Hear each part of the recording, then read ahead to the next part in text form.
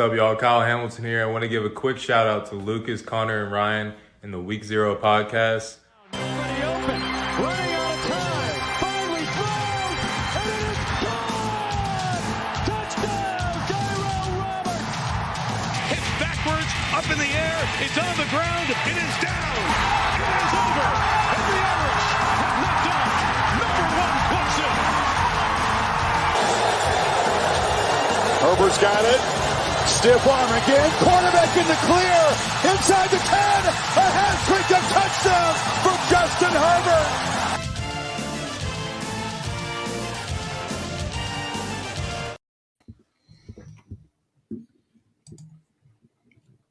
Connor, you're muted, man. Dude, my computer's getting so slow right now. What is up, ladies and gentlemen? Welcome to the Week 0 podcast. As you can see, we have very special guests below us. Below me, Adam, FivePoints Vids, the world-famous stadium expert, of course, is here. I am your host, Connor. Japan got their revenge on Germany. Doherty. Ryan, he hates the Trojans breaking on him all the time. Frabble, that's why he uses magnums. And Lucas, our floor is your ceiling, McKnight, jabbing at Oregon State fans, I'm sure. But Yes, welcome, Adam. I'm glad that you could join us. Obviously, we all know that you're a big Giants fan, but there's been some kind of news that have affected you as a college football fan. Is that right? Yeah, my dad and my brother went to Auburn. I actually grew up in Alabama, so like when you're born in Alabama, you have to choose whether you're a Tiger fan or an Alabama fan, and I guess I chose wrong because being an Auburn fan is really tough. Like, I'm from Alabama. Like, I could have been like, hey, roll Tide. You know, like, no one would have hated me. No one would have said, even though other than your own dad and your other than your own dad. Other than my own dad and my own brother. But that happens, right? Like, you see a UVA have a kid go to Tech, you know, like it happens. But do they dunk? Do they, when you're born, do they baptize you in like a bowl, in like an orange bowl? Yeah, like it's either orange or red. Water? Mm-hmm. Yeah, like they just it's like religion down there in Alabama for sure. Like the Iron Bowl, every household will watch it. At least that's the way it was when I was down there, and it doesn't matter who it is. Like rich people, poor people, they're all watching the Iron Bowl. But anyways, they hired Hugh Freeze, which I did not agree with. Yeah, I thought that maybe Cadillac Williams might have earned the job, you know, like at least get someone who cares, you know, I thought so too. Get someone who's an alumni that's going to recruit people and be like, let me tell you about the experience at Auburn, you know, and like capitalize on those kids that grew up as fans of Auburn, you know, like to have Hugh Freeze in there. It's just like, you know, like whatever, you know, he just seems like a retread. And that seems to be what Harsin was a damn retread. So it's kind of rough that and Hugh Freeze is also creepy as hell too. So just to have him especially after going from Harsin, who had that alleged mistress, you know, that he go from mistresses to escorts. Yeah, that's you know what? That's very much a lateral move. Who do you respect more? You know, at least Hugh Freeze is like conducting business. You know. Yeah, to be fair, he's paying somebody. He's helping the local economy in a way. Freeze. Yeah, but he's distributing. And then you know what? At least you got a guy that could help run NIL for you. Yeah, exactly. Now you can. He's got connections. Now you can have the whole Louisville scandal that took their basketball championship away from 2013. Yes, that could be something that can happen now, and no one would care. How you take a championship away from someone though? Like you don't like. Anyways, it's one thing taking a championship. It's another thing taking an individual trophy. You know, both things. It's like it happened. We watched it. And those players believe that they won. Like they're not gonna forget that they won. You know, Reggie Bush they had that experience. They still have the championship rings and stuff. I'm sure.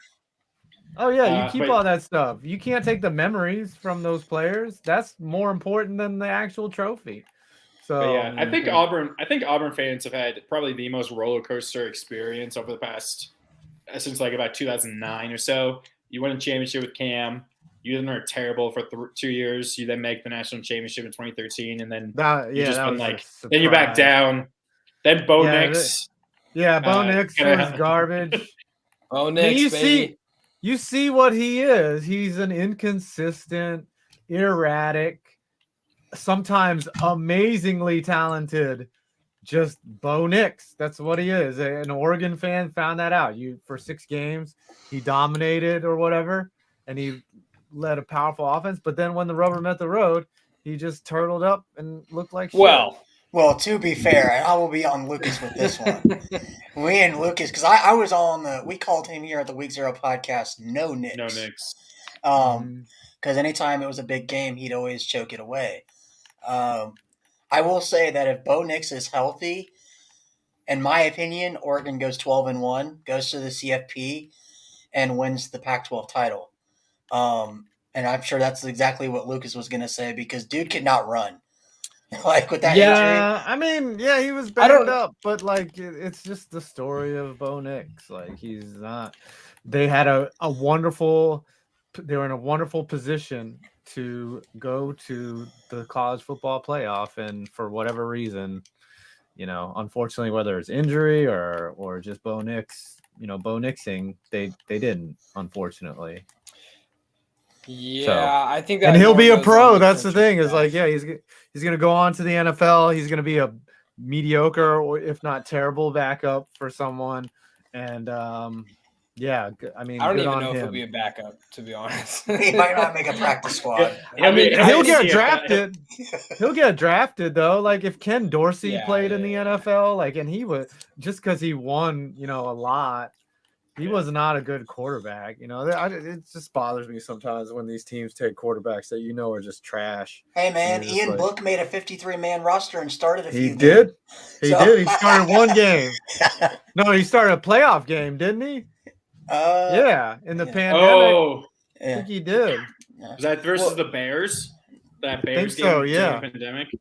But the Bears lost that game because I remember Mr. Trubisky got MVP. Ian Book is garbage, but he still made a 53-man roster. He did. Bo Nix is like Brock Purdy.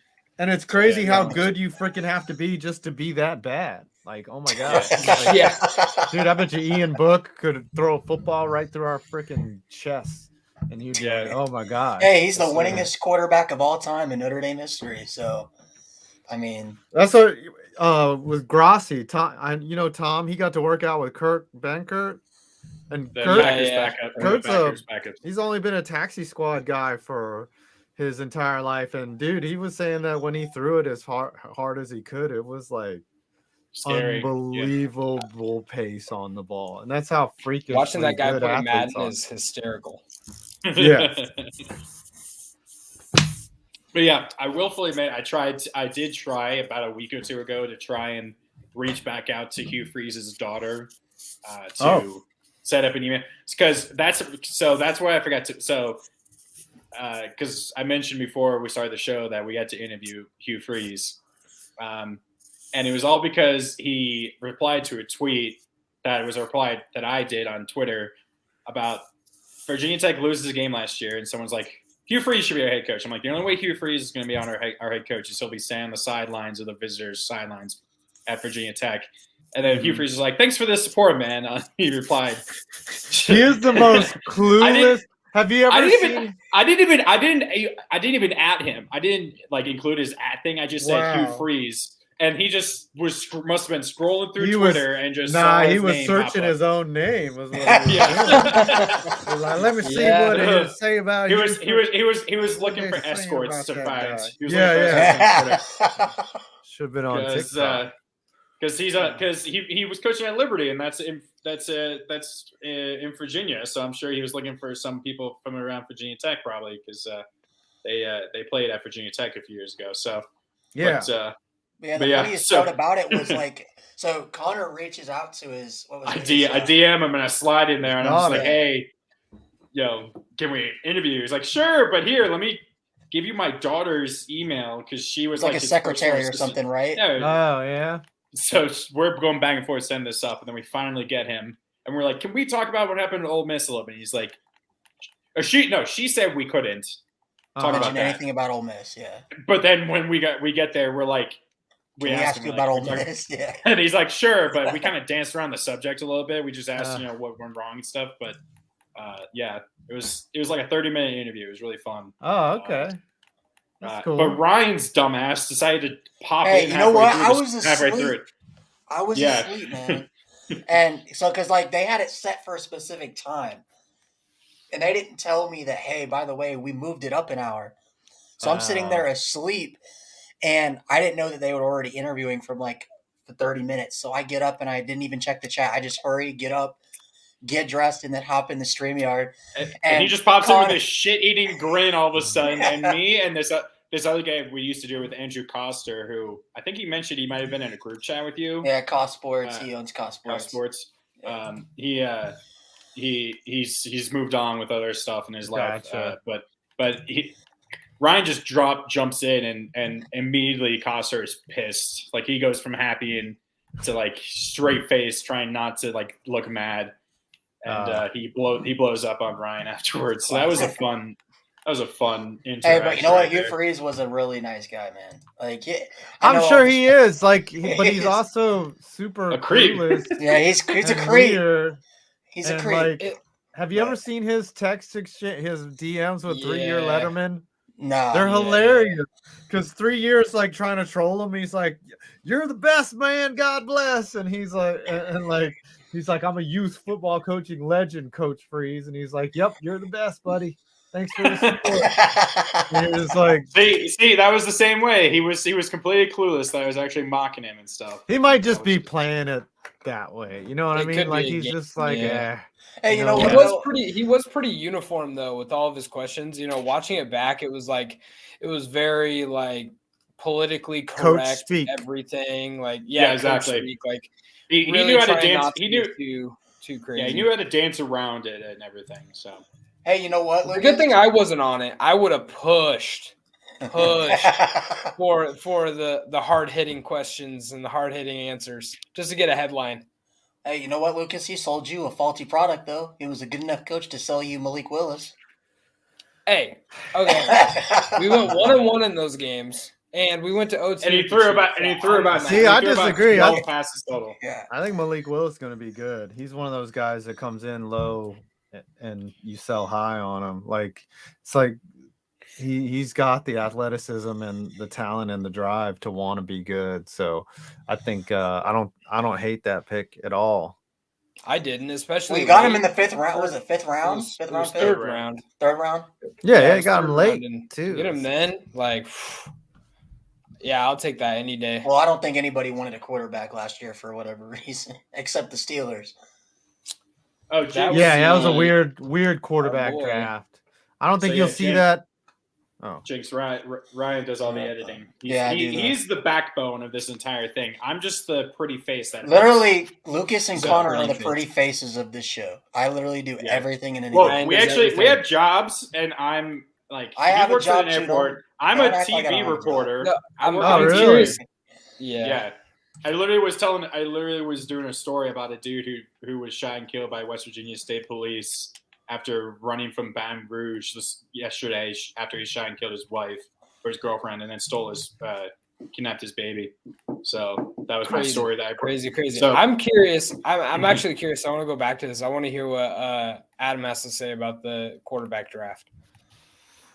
Just this year, next year is not going to be any like different. In terms, you don't think it's going to be better?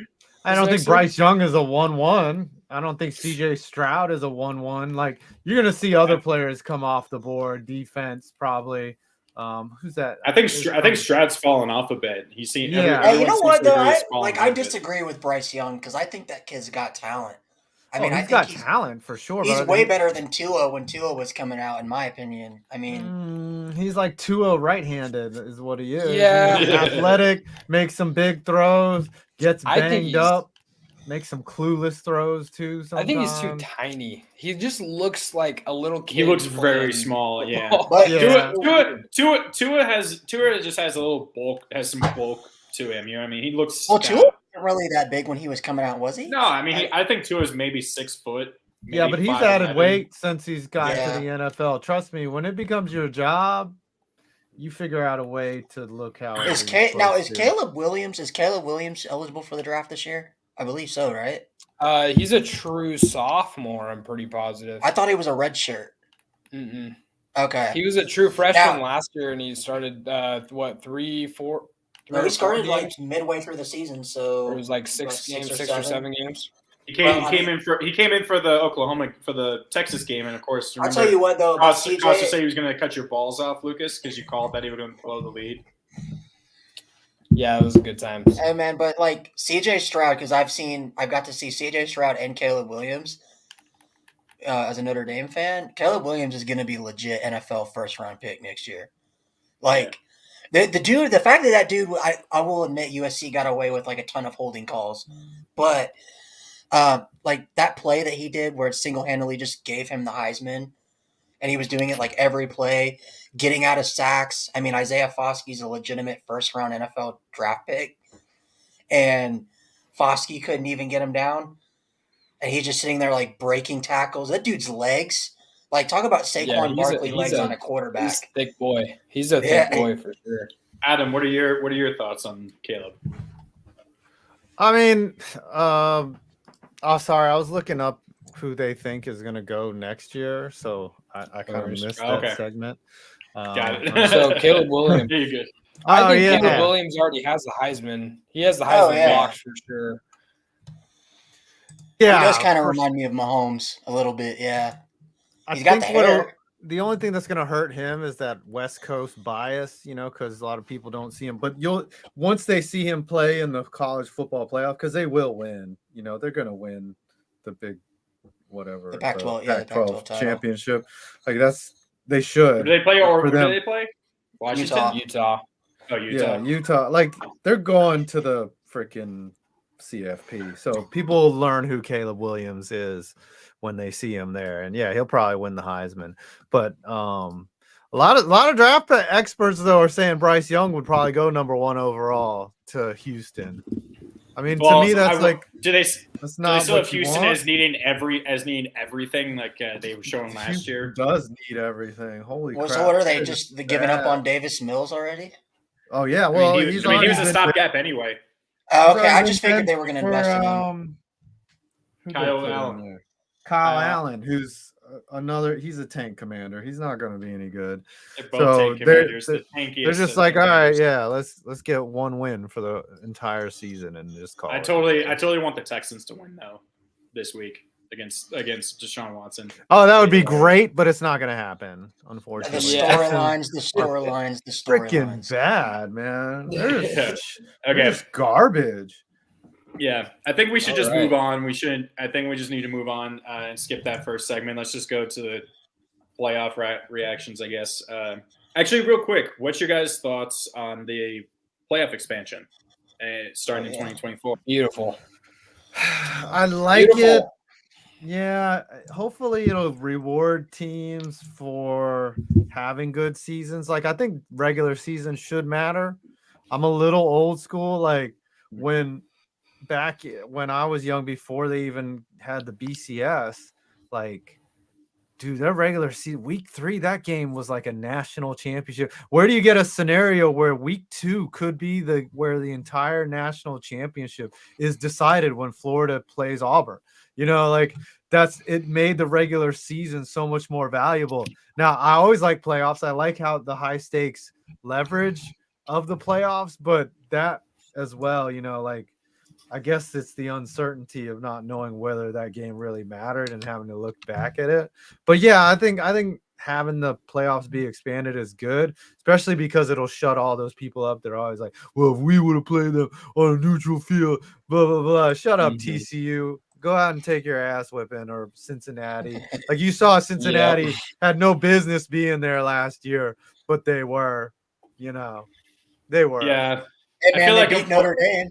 Yeah, but that's not a very hard thing to do these days. So they were so overmatched in that game. You could just see from the start. You're like, oh wow, this team is outmatched. Like besides Ahmad Gardner, I mean, Desmond Ridder tried everything he could in that game. He just didn't have the athletes to.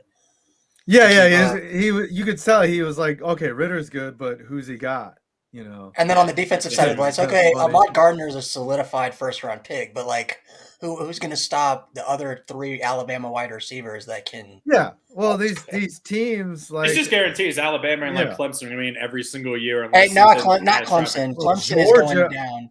First of all, last year Georgia and Alabama just had stacked, in-depth squads. Georgia especially, like Georgia had the most complete roster in all of college football. Like even with what's his name, Bennett being an average to above average. Well, he's an above average college quarterback. I don't think he'll ever play in the pros, but still, even with Stetson Bennett being a weakness for them, they rolled through everybody.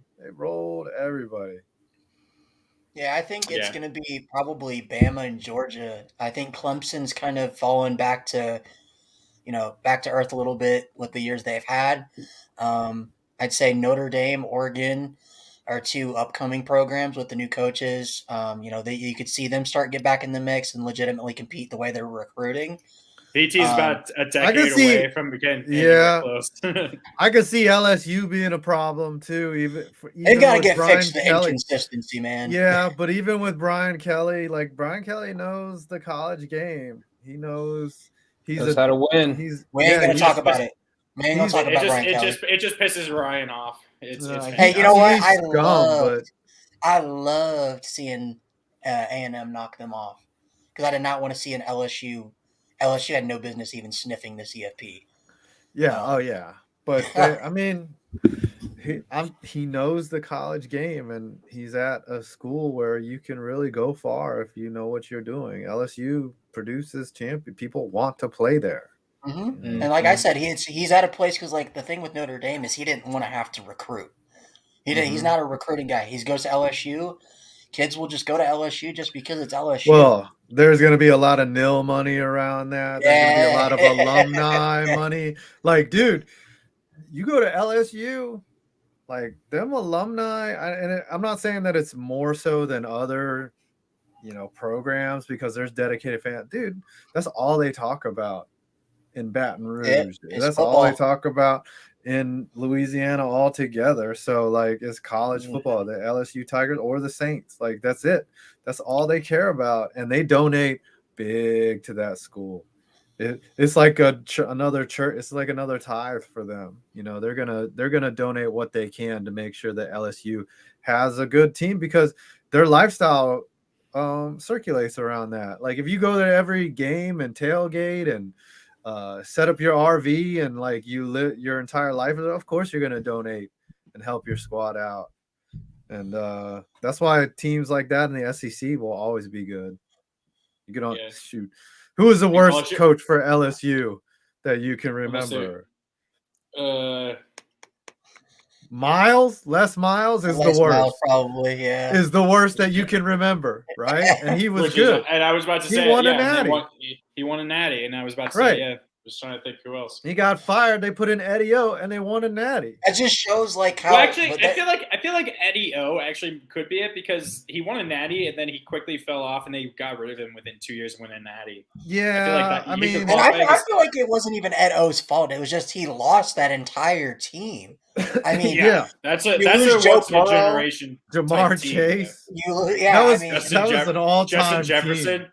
Yeah, Justin Jefferson, Jamar Chase, and Joe Burrow were on the same team. And the running back was Yeah, they had everybody, man.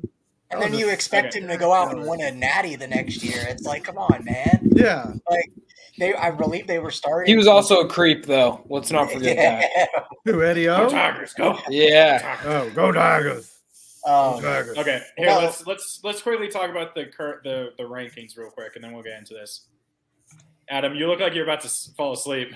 No, I'm good. I'm good. Take off the banner. I got it. You're behind. Okay. So obviously right now we have Georgia, Michigan, TCU, USC. They control their own destinies. They win their championships and they're easily in. I feel like even Georgia, if they lose, could still make it. But so all the others are a little bit question mark. I feel like they have to win to make it. What are you I guys' think it would thoughts be on this? great if TCU makes it because their fans have been talking ever since Andy Dalton was there. It's like, oh, we deserve a shot. We deserve a shot. Well, take your shot. And then Well, 2020 was it 15? 2015, they definitely should have been over Ohio State. But yeah, but who won that one? Is that Ohio the year State that ended Ohio up State winning the did? Natty. Yeah, won so the Natty. Ohio State ends up winning the Natty, even though they shouldn't have been there. After losing to Virginia Tech, who was a very But I think mediocre Ohio team that year. State beat Alabama, right? Yeah, it was. They beat them. That's when they had Zeke. Yeah. Yeah, that was So- Zeke. Yeah, that Oh, was no, that was Bama. Zeke and Cordero Jones for those 3 Yeah, games. The Cordero Big Ten championship and then the Yeah. playoffs. And Cordero Jones turned that into going to the NFL and got drafted in like the 5th or 6th round. Yeah, he got way overpicked because he. Some ended people up being, said, oh, he's gonna be a first round pick just off those 3 Isn't plays. he like in the XFL or USFL? Yeah, he's now? XFL or one of Yeah. those. I know he played for the AAF, I think. But Oh, anyways, man. no, I'd love to see TCU take their shot because then I could not have to hear all the Meanwhile, Yeah, Lucas has been TCU on. should- Meanwhile, Lucas has been all over them, saying they're not gonna. Hey be good or man, anything. don't sleep on Max Duggan, man. Max I don't think Duggan they're is a good. player. That dude is gonna. I'm sleeping. I really Do don't not think sleep. he's all that good. Max- he's playing in the He's playing in the second worst Power 5 conference right I would now. not. Hey, TCU should has the have number lost, one strength of schedule. It's the number one strength of schedule because they're playing against teams that they just feel like putting in the top 25. No, That's the okay. only reason why it looks good. Lucas, It's the come on, only man. reason why it looks good. They have wins against the number 10 ranked team, the number 20th ranked team, Tell me what teams those are. Texas and Kansas State. Right. And Who did everybody Kansas thinks State Texas have playing is good. quarterback that game? Their backup, Will Howard, who's been balling the last couple weeks. And then he got hurt, and then they Didn't lost they by beat? 10. Didn't they beat Quinn Ewers when he was there for Texas though? Yeah, they held Quinn Ewers to no touchdowns, and they held Texas to 3 offensive points. And Quinn Ewers in Texas is the same as North Carolina State right now, where they're only ranked so the CFP committee doesn't make themselves look dumb. I don't The know, only man. I reason. just feel like you got to give TCU. I mean, they went through a gauntlet. I give them no credit. They played a ranked Oklahoma team at the time. Then they had to go play on the road at a ranked Kansas. Then they had to go. Believe they played 5 or 6 ranked teams in a row. Yeah, And then because they played Kansas when they were ranked. Kansas was ranked higher than them. They played Texas when they were ranked. And they'll be playing Kansas State again. And they beat Kansas State at Kansas State. It wasn't like it was at TCU and K-State is ranked 10 right now, so like that's a good quality game. win. But they're also healthy. So Martinez is starting again, and he's clearly by far and away their best quarterback. I don't know. I mean, every single year we're gonna have blowouts in the CFP. It's always gonna happen. we already know who the 2 we're gonna blowouts are see going to it be. again. If it stays pat, it's going to be TCU and Michigan, because Michigan without Blake Corum is not. Yeah, They're not doing anything. So now watch Ohio State somehow get in there. I mean, I disagree with that heavily because I think Donovan Edwards is really, really good, and he's going to. Oh no, he's just solid, think, man, but he's not Blake Corum. Like Blake Corum is just a different level athlete. Right, that's true. But I think they're going to blow out TCU. Georgia's probably going to beat USC by 10 to 17 points, and then, I mean, Georgia's just going to end up destroying. Georgia's going to win. Georgia's going to win either way. Like, it doesn't matter. These 3 teams, none of them can take Georgia. You might as well just give Georgia the. And this would make Georgia the first repeat since what? Bama in 2016-17 or something? Bama, but Bama did it last. Yeah. Bama did it last. It was like 2017. I think it was like 2017, 2018.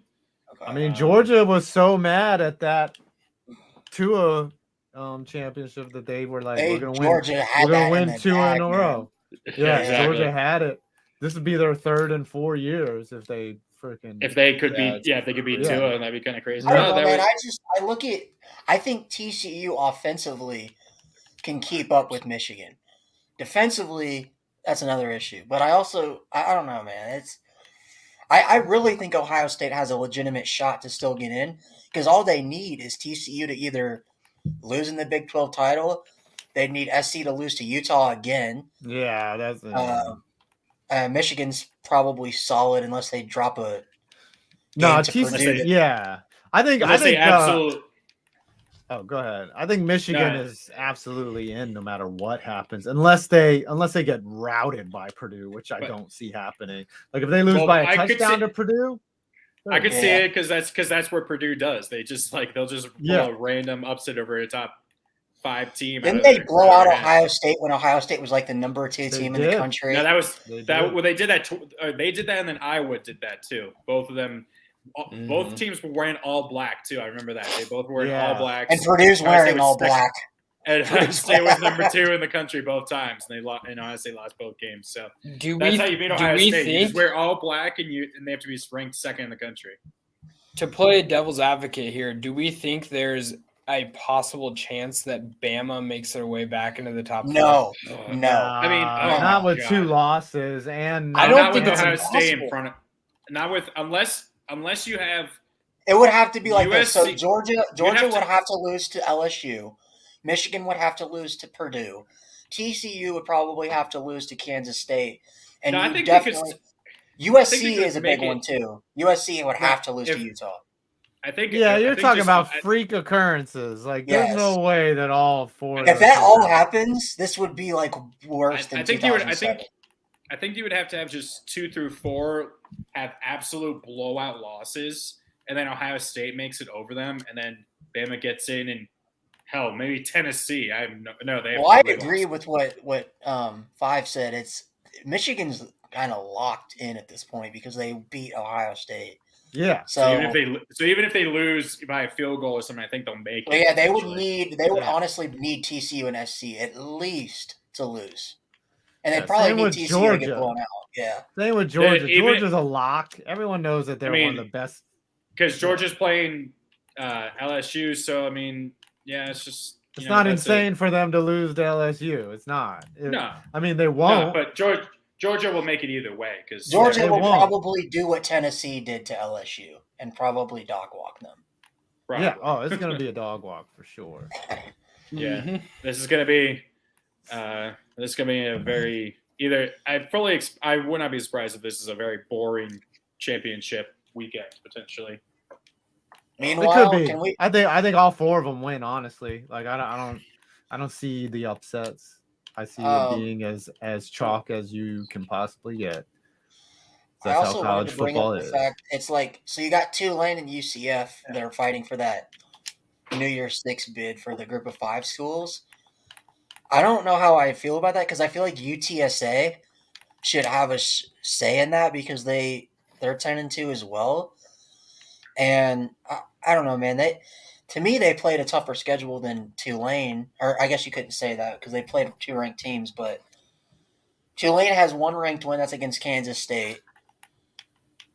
But I don't know. I feel like UTSA should have at least a shot at a New Year's 6 because they've been consistently the last 2 years one of the best group of 5 schools.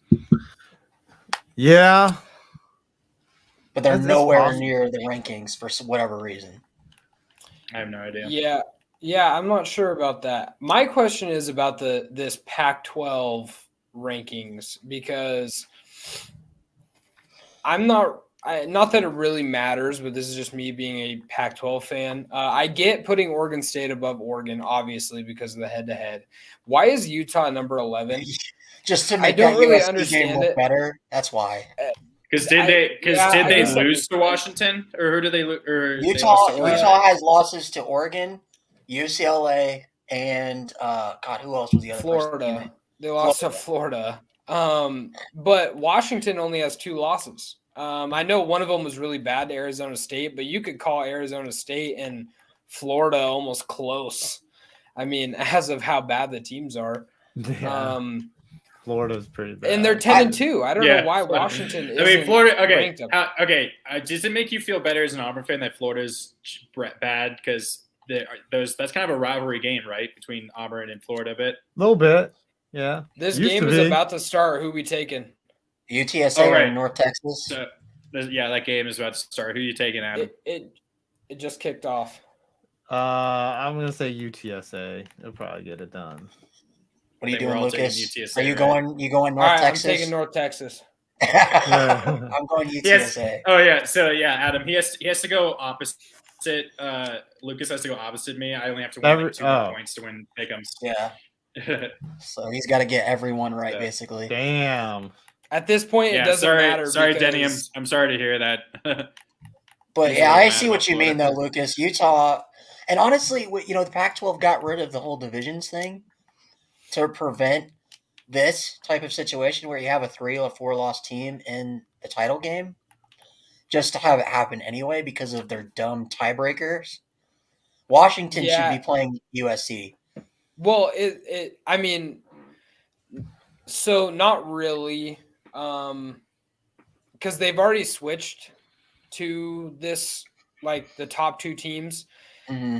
I mean, Washington has 2. They lost the tiebreaker. They lost the tiebreaker. I mean, that's just how it is, and that's how every conference is. It doesn't matter at that point.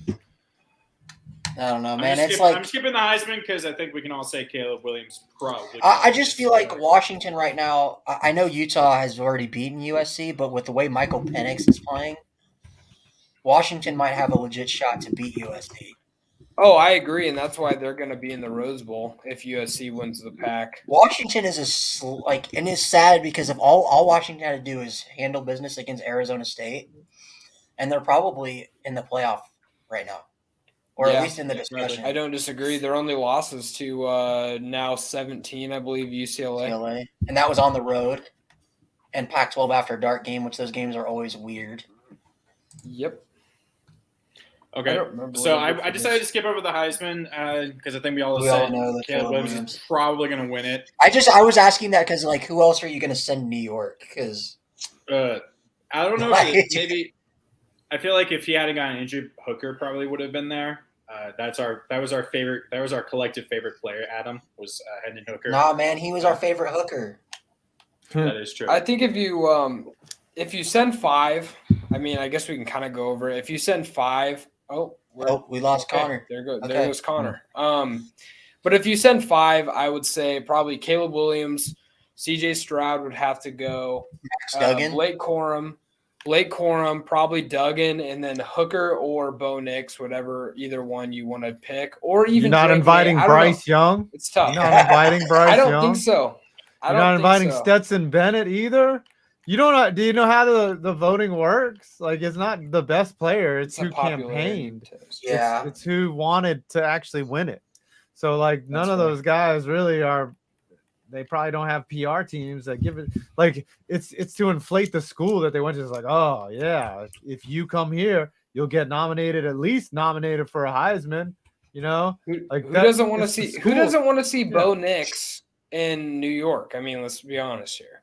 I don't know. I don't know about that. We know Josh doesn't. I think it's going to be the same. It's going to be Stetson Bennett. It's going to be Caleb Williams, who probably deserves it. And then, what's his name? Bryce Young. Sorry, I had to mute myself. You think? I don't know. I think that loss to LSU kind of eliminated Bryce Young from it. Yeah, but again, he's on nil. He's on commercials. UTSA already scored a touchdown. God. Yeah. Man, that's rough. Right off the bat, huh? Yeah. Meanwhile, Lucas is gonna give 1 minute. 1 minute into literally. How much time is there in the game? Yeah, it's been 2 minutes. They got a big run. Okay. See, this is why Lucas is saying going forward, I have to go first every time, so you can pick against me every time. Hey, Lucas, you better be careful, man, or else you're gonna lose second place. Honestly, if you're not first, you're last. So I don't really care. That's true. Hey, man. Okay. Second place is better for me. So stunners and bummers, for those who don't know, I explained it to Adam. Hopefully I made it clear. This is our players and our coaches that did great. And that's our stunner. And then our bummers are the guys who bummed us out because they played absolute dog shit. So okay. Yeah. Adam, did you have anybody in particular that you were able to think of when I told you? In terms of just overall college? Yeah. Yeah, just any one player or coach that that surprised you or like was a From this great last coach or player. weekend. From this last week, from Rivalry Week.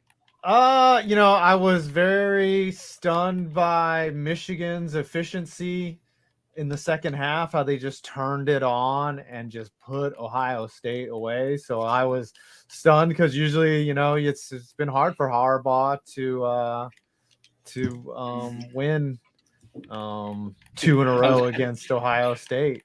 I find it hilarious now how Michigan was willing to stick with Harbaugh for so long after failings for so long against Ohio State and Michigan State.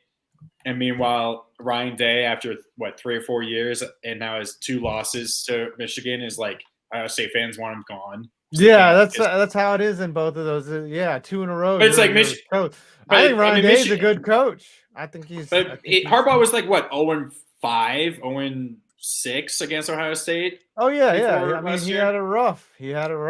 That's how it goes, though. Like, credit to their administration for sticking with him. Now, if he would have lost last year, I think he would have got fired. I think he would have got. I could see that, but he got it done. He went to the playoff, and so now he's twice in a row. He's got security now. Got job security. Yeah, definitely. But I guess my bummer is just Auburn losing to not even getting their ass kicked. Like, they got their ass removed from Alabama. Like, it was just ugly early, and it sucked. Carnell Williams, obviously just an interim guy, trying to take over. But I guess the Hugh Freeze era has begun, and that's how the Harsin era ends with a harsh loss to a not very good Alabama team this year. I wouldn't say they're bad. I mean, Alabama's they're bad by their standards. Yeah, they're bad by their standards. Alabama standards. Yeah. All right, Lucas. Wait, what? Sorry, I just there's a ESPN notification about Hugh Freeze. Yeah. Oh, what do we got? In 2018, when several SEC schools were interested in hiring Hugh Freeze, SEC Commissioner Greg Sankey sent out a memorandum to conference presidents, chancellors, and athletic directors to inform them of Freeze's status with respect to the conference. While Sankey's 2018 memo, which was obtained by ESPN, did not prohibit schools from hiring Freeze, it was a stern reminder of the conditions and restrictions related to Freeze if an SEC school had chosen to hire him at that point. Per NCAA penalties, Freeze would have faced suspension for the first 2 conference games of the 2018 season, but only as a head coach and not as an assistant coach. Alabama, Auburn, and Tennessee were among schools interested in hiring him, Freeze, in an assistant coaching and/or coordinator role following his ousting at Ole Miss. Wow. So the SEC commissioner? Yep, Sankey. Basically, sources tell ESPN that Sankey never told anyone during that time that he was blocking SEC schools from hiring Freeze. However, Sankey did tell Freeze that it was Sankey's strong preference that Freeze leave the SEC and go coach elsewhere without any more NCAA issues, especially with Ole Miss still on probation, and then come back to the SEC. At that time, I mean, he was in hot water. Mm-hmm. Like, he was. What was it? He used a university offered phone or something to get those escorts. Yeah, to book some escorts. I mean, maybe he was just lonely, man. He had a wife. He wasn't giving it. Yeah. Hey, his daughter must have forgave him because she's his secretary. Yeah. Yeah, right. She never replied, by the way. We haven't heard back from her, so I don't think they want to interview us. We definitely won't. Oh man. But go ahead, Lucas. All right, I'm ready. So my stunner of the week is Florida State quarterback Jordan Travis. He didn't have a very good completion percentage at 43.3%, but he had 270 passing yards, 1 passing touchdown, and also had 83 yards on the ground and 2 rushing touchdowns. And it wasn't even so much of his stats, but just watching this guy run around in the pocket, it was just like, I mean, it was like watching Caleb Williams, except for Jordan Travis is a little shorter, 150 pounds soaking wet. It says 200 on ESPN, but I don't believe dude is not that big. He's not that big. He is tiny, dude. But yeah, so Jordan Travis, 22 touchdowns, 4 interceptions on the year. Actually had a really good season there. My bummer of the week, Ryan Day, head coach for Ohio State. Second straight year losing to Michigan. Right now, Ohio State fans are kind of Calling for his job. They want to burn him at the stake right now. It's kind of like, it's weird because it's like Michigan fans were like that with Harbaugh for years. Yeah, for years. Michigan. Yeah, and now it's like the turntables have turned. Because they couldn't beat Ohio State or Michigan State. They couldn't beat Michigan State.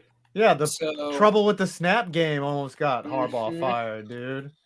That was his first season with Michigan as well. Yeah, and they were calling for his job. They were like, "Oh, dude, how do you lose a game like that?"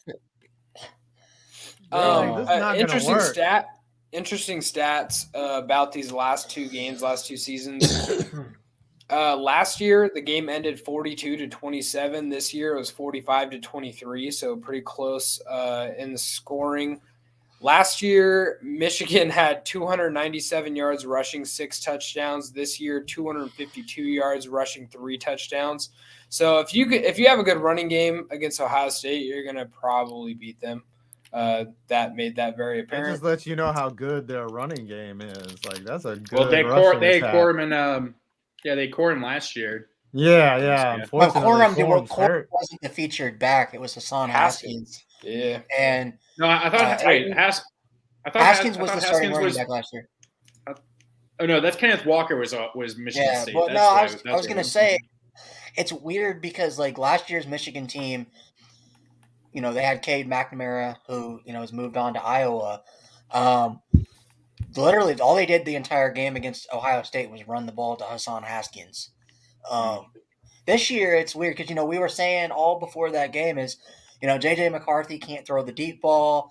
Didn't we all Ohio State? We all took Ohio State except Josh, believe it or not. And we were like, J.J. McCarthy hasn't proven that he can beat anybody through the air. Michigan's game plan the entire year is just hand the ball to Corum and Edwards and have him be a game manager.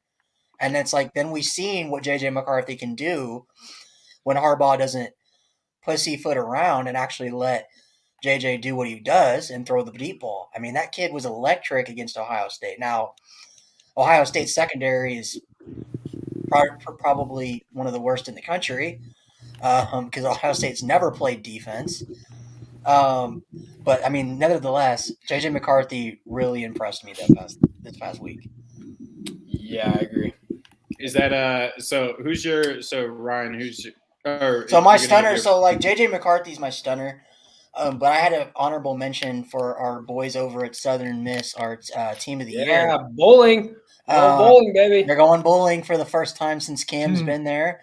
Cam is a finalist for both Sun Belt Conference Special Teams Player of the Year and Sun Belt Conference Defensive Player of the Year. Shout out to our boy Cam. So they're going bowling. But my honorable mention is Frank Gore Jr., the running back for the Southern Miss Golden Eagles. He rushed for he actually threw a pass, so he was 1 for 1 for 13 yards. And then he had 24 rushes for 199 yards, averaged 8.3 yards a carry and 2 touchdowns. On their way to going to a bowl game. So, hey, Frank Gore Jr.'s got a little bit of his dad in him, I'd say. Yeah, sounds like it. He's not as big as his dad. I think he's a pretty skinny guy, but I mean, he probably has that speed though. Yeah. Yeah. And then my bummer is going to be the quarterback for Wyoming. Dude went 12 for 29 passing, only completed 40% of his passes for 104 yards and 2 interceptions, and a 30-0 loss to Fresno State. Oof. Yeah, the best FSU in the country. The real FSU, man. Yeah, the real FSU. The real FSU. So my stunner, I have 2 actually. First is Caleb Williams, 18 for 22, 232 yards, 1 touchdown passing. He only had 35 yards rushing, which I feel like he had a lot more. It seemed like he had a lot more. Yeah, but he only had 3. But he had 3 rushing touchdowns and a long of 19. He's actually had his long of the entire season, I think, is literally 19 yards. So he's not really a run threat as much as you would think. It just he's more of the he's more of the Patrick Mahomes scramble. Hey, no, he's more mobile than Russell Wilson. Way more mobile. Don't disrespect early Russell Wilson. All right. I think he's Patrick Mahomes with the scramble drill there. I will say. I think I'd say he's more like Patrick Mahomes just because of his body, man. That dude is built. Yeah. He's like 5 inches shorter, but yeah. Yeah. And then my other honorable mention was Cornelius Johnson, Michigan's wide receiver. At one point, he had 4 catches for, what do you have? I think it was 170 yards. 160 yards, excuse me. At one point, he had a Randy Moss versus the Cowboys on Thanksgiving type game where he had like 3 catches for 150-something yards and 2 touchdowns. He had a touchdown catch of 69 yards, nice, and then a catch of 75 yards. So shout out to him. My bummer is DJ Uiagalelei. Dude just shat the bed. 8 of 29 for 99 yards, 1 touchdown and 1 interception. Completion percentage of 27.6. He did have literally his long out of the day was 59 yards. So more than half of his yardage came on 1 play. That is absolutely terrible, and he has regressed this entire season. That was my bummer. Just when we thought things were going up for him. And then our player of the week, we came up with this, was Donovan Edwards. 22 carries for 226 yards, I believe, and 2 or 3 touchdowns? 22 carries, 216 yards, 2 touchdowns, and a long of 85. He averaged nearly 10 yards a carry at 9.8. Of course, that's helped by that 85-yard touchdown run. But, it filled in admirably for Blake Corum. What the hell is playing? Sorry. On ESPN. Michigan highlights. Michigan highlights were playing in the background for some reason. Mm-hmm. So then this is also kind of what you kind of did, Adam, our surprise and meme teams, which I guess you could just repeat these, or if you can think of someone else that surprised you in a good or bad way for this. Oh, sorry. I'm not seeing. No. I think I just didn't explain it very well to you. So I got to pick a team that was a surprise. It'd be South Carolina, right? And Spencer Rattler, them just handling business like that. I mean, come on, that was dope. So I didn't think that was going to happen, but they stepped up and got it done. What is it? They snapped the longest active home winning streak in college 40 straight. 40 straight wins, 40 straight wins at home for Clemson, 7 in a row versus South Carolina overall. First win against Clemson since 2013. Yeah, it's been they were on their way to making it a decade, and they got it done. To give him credit, Spencer Rattler was thrown out of Oklahoma, thrown out of there. Yeah, and he's played well for South Carolina. He might. And then he copied Joey B. Yeah, he might be able to leverage this into being drafted into the NFL. Right. What's crazy? Ryan said he was in the portal. Was that supposedly he's going to transfer to Michigan? The rumor is that he's going to. So the rumor is because Nebraska's OC or not Nebraska's OC, South Carolina's offensive coordinator is going to take the job at Nebraska to be their offensive coordinator. Matt Rule, yes. And the rumor is that him and Spencer Rattler are close, so therefore, and people are speculating that he's going to transfer to Nebraska. At least that's what people close to. Well, I mean, the offensive coordinator for South Carolina was screwing up because they were running the complete wrong offense up until that game versus Tennessee because he had 8 total passing touchdowns before that Tennessee game, and then he's doubled that. They had got dog walked by Florida and Missouri. So either they were doing the wrong offense and asking him to throw way more than he should, or I don't know what was going on with the offense. Well, it was probably Beamer was probably calling the plays. No.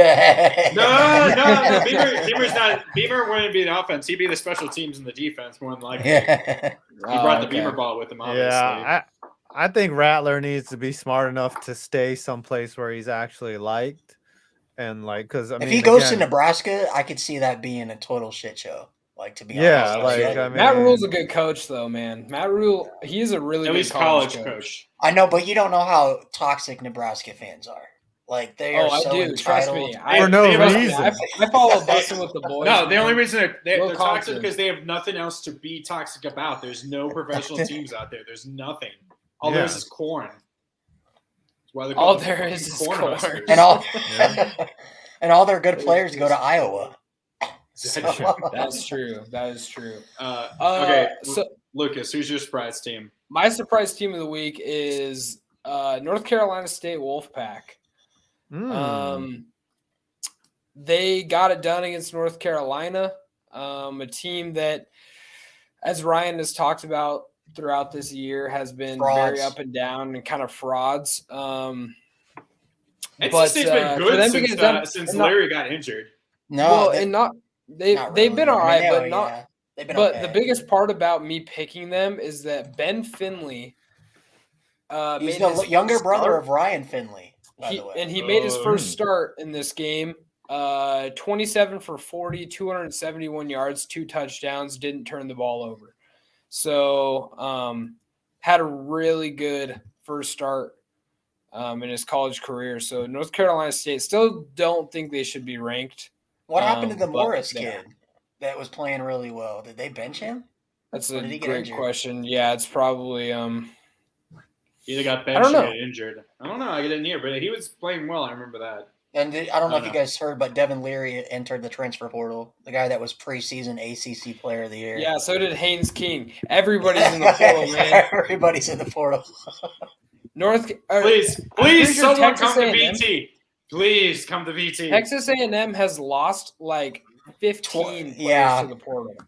And most of them are from that number 1 ranked recruiting class, which is they're funny. like all sophomores and freshmen. I think they know it's a sinking ship, and that Texas A&M is going to eat the Jimbo buyout and the 92. Hey, you know what? They got their money. They got their money, and now they're transferring to. And Jimbo is going to get his money. So, and he's going to go to BT's going to hire him, and we're going to be back to 8-4, which at this point I'll take an 8-4 season. We might see an accident. "Quote unquote" accident with Jimbo Fisher with the amount. Okay, Ryan, who's your surprise team? My surprise team is going to be Oregon State. We didn't talk much about them this show so far. Got to give the Beavers some credit. I mean, I'm sorry, Lucas. I know that's probably a painful loss. They ran Navy's offense for that entire half. I mean, they had what, 6 passes? Their quarterback threw the ball 12 times.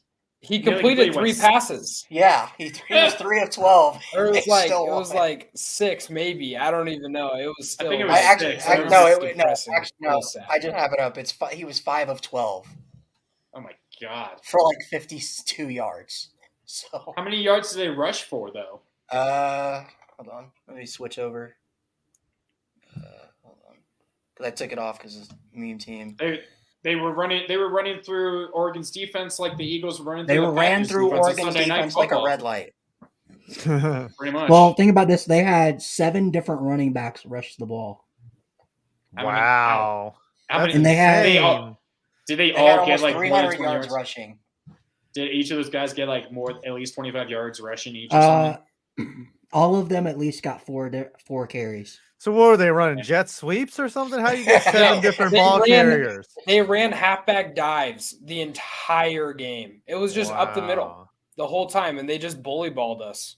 It was depressing to watch. But I mean, and their quarterback completed 5 passes, and 2 of them were interceptions. So it's actually 3 of 12 then. Yeah.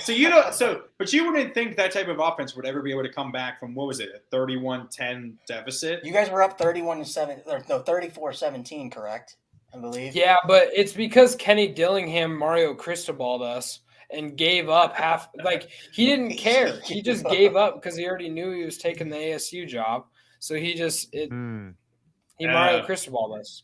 It sucks. Well, we can talk about the fact that your punter. Let's talk about the fact Lucas, your punter went out there. Funny enough, the punt that got blocked. He went out there on that punt and spit on the Oregon State logo, and then proceeds to get his punt blocked, which is hilarious. There's a You never reason mess with the why logo. they don't punt.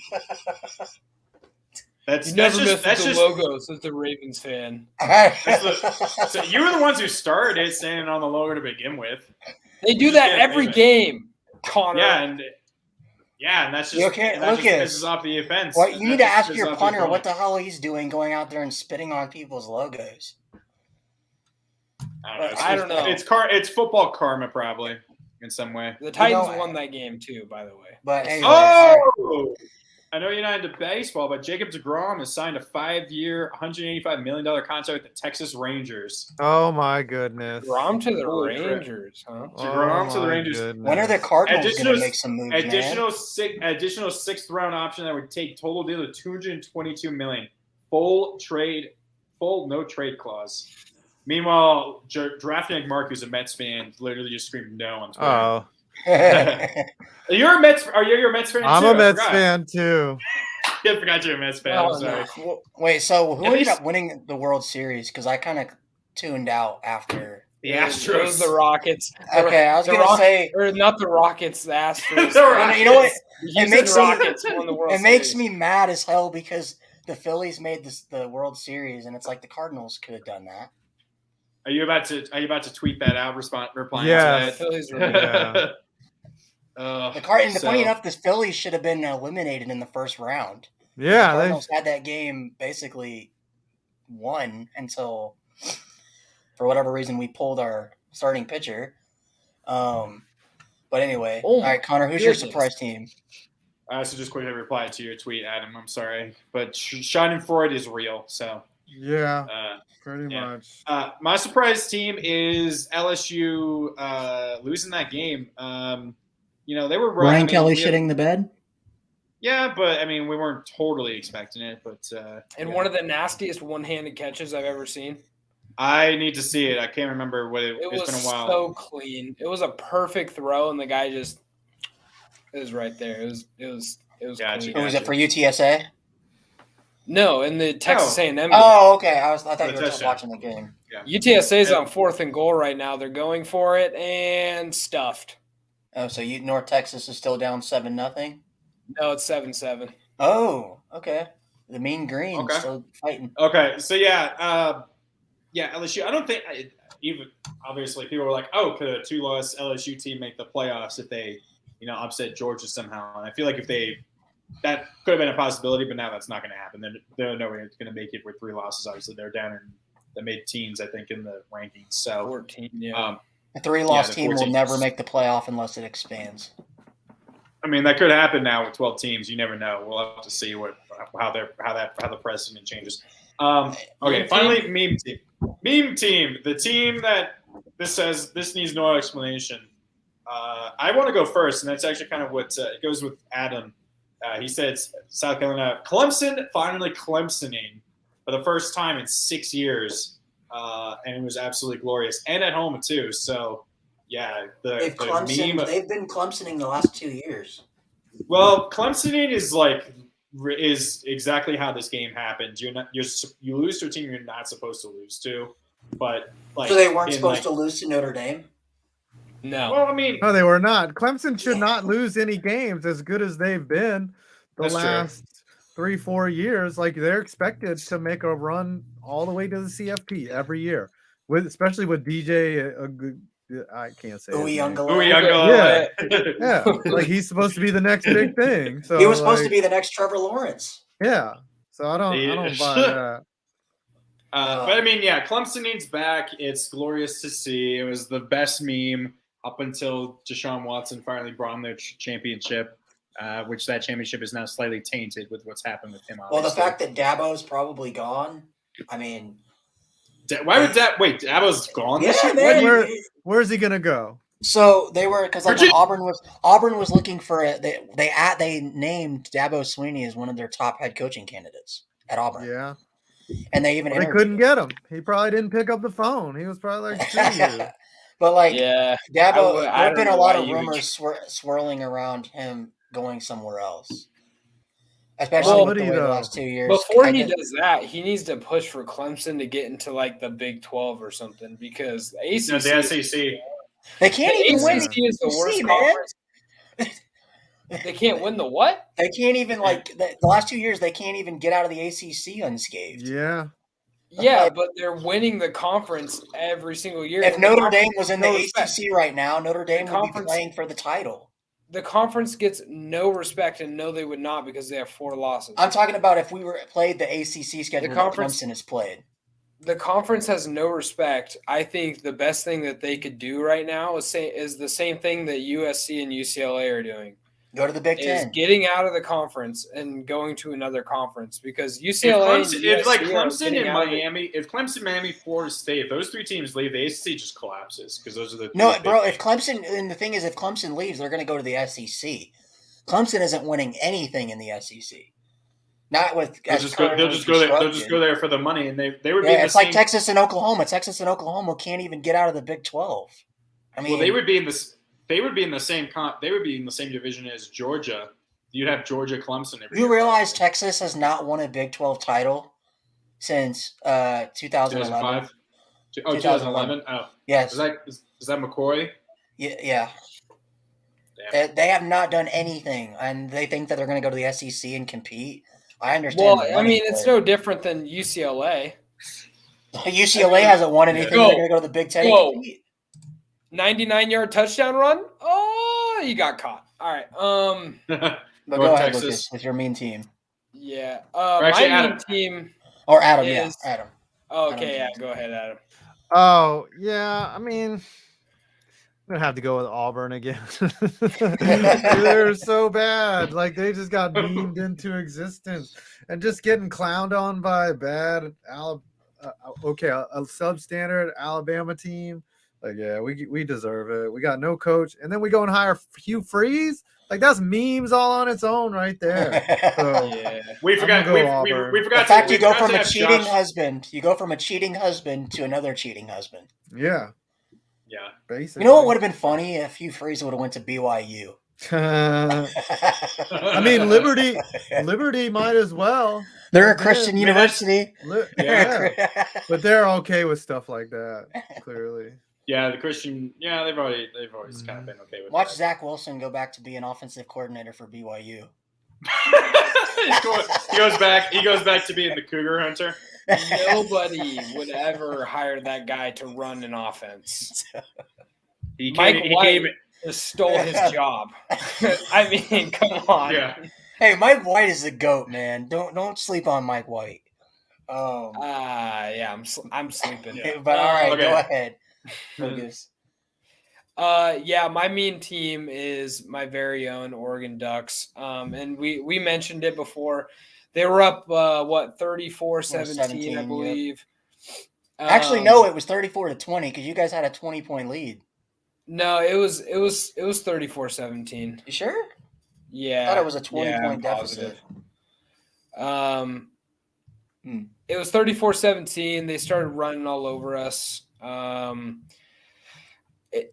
To be fair to my Ducks, it does take away a lot of our offense if our quarterback can't run. And it's been like that. It's been like that since, for as long as I've been alive. Oregon has always had really good running quarterbacks, and it's kind of changed everything.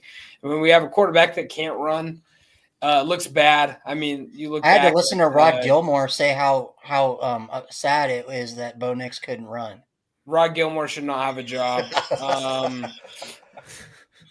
He shouldn't be calling games. He shouldn't have a job. Him and Dave Fleming are the worst color commentators. I hate him so much. Like listening to his voice makes me want to puke. I would rather listen to Ryan talk about Notre Dame for 3 hours than listen to those guys call a football game. But it sucks. It sucks watching Oregon lose like that, especially because it's not so much that we lost. Like if we would have lost a close game or something like that late and it was like back and forth throughout the game, that's one thing. But just to get your will completely crushed and just to be like they basically like outmanned us. And the fact that you guys got a 1st and goal inside the 5-yard line and you guys couldn't get in there in 4 plays. Yeah, it hurts. But hey, it's like the Ravens offense in the red zone. No, it's like the Broncos offense. What are you talking about? The Ravens offense is really bad in the red zone. We can't even get to the red zone.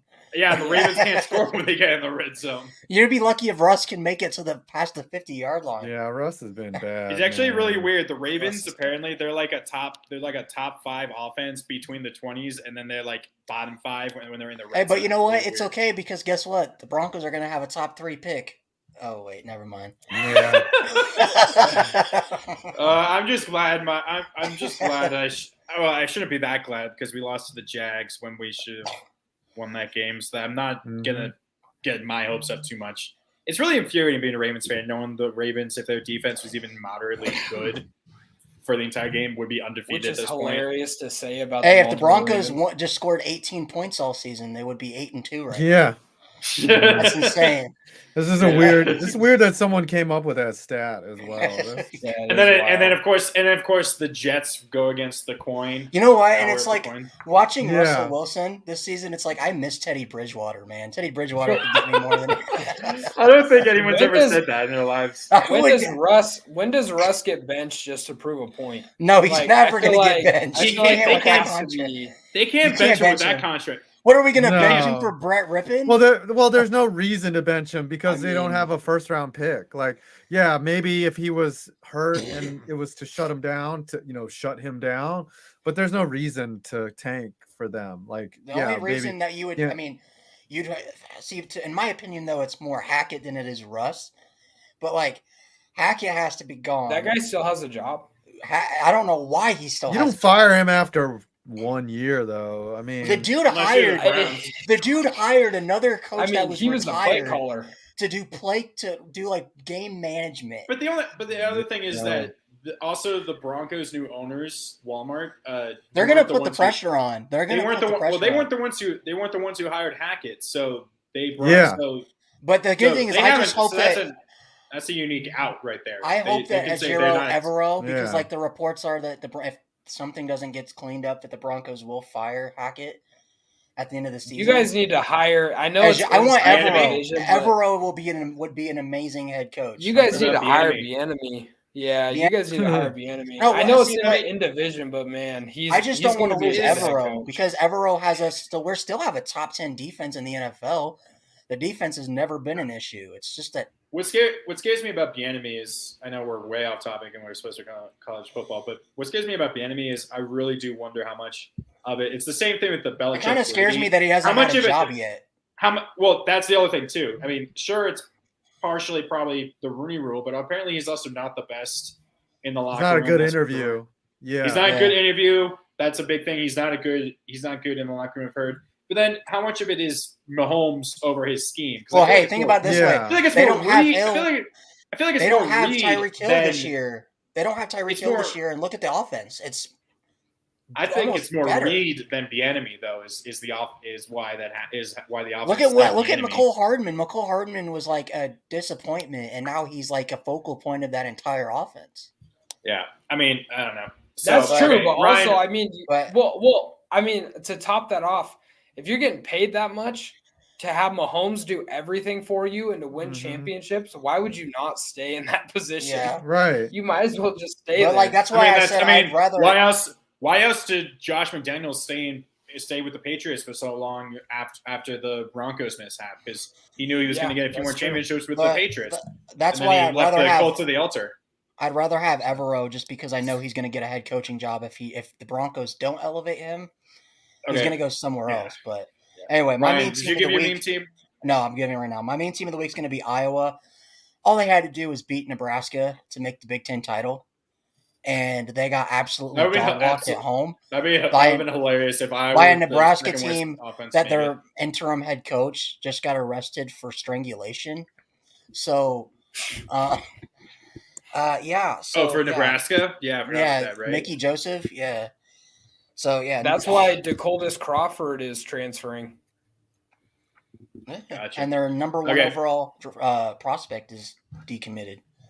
So, we're on to the pickups. This actually should be updated to 281 for me. And, So Honestly, we should all have one more point than we do, except Lucas. Because we all took a flow and said Akron. Man. So there's only as you can see, Adam, we do like 30 plus games per week. It's kind of nuts. Ryan, I don't know why you cause so much misery. He likes to give us like the most impossible games to choose. Like I'm not going to give you Alabama versus Auburn because he's giving us like Miami, Georgia Tech or something where like, you did do Alabama versus Auburn, and I picked Auburn. There's a reason why I'm not winning right now. Adam, can you explain why that was a bad choice? Yeah, I can tell you it was a bad choice. Hey, Lucas also took Vandy to beat Tennessee, so I'll admit I was on the Vandy bandwagon as well. I jumped on that because with Tennessee not having Hendon Hooker there, I had no reason to root for Tennessee anymore. So, okay, so this right. This is not until 2 weeks. No score line because it's not until next week.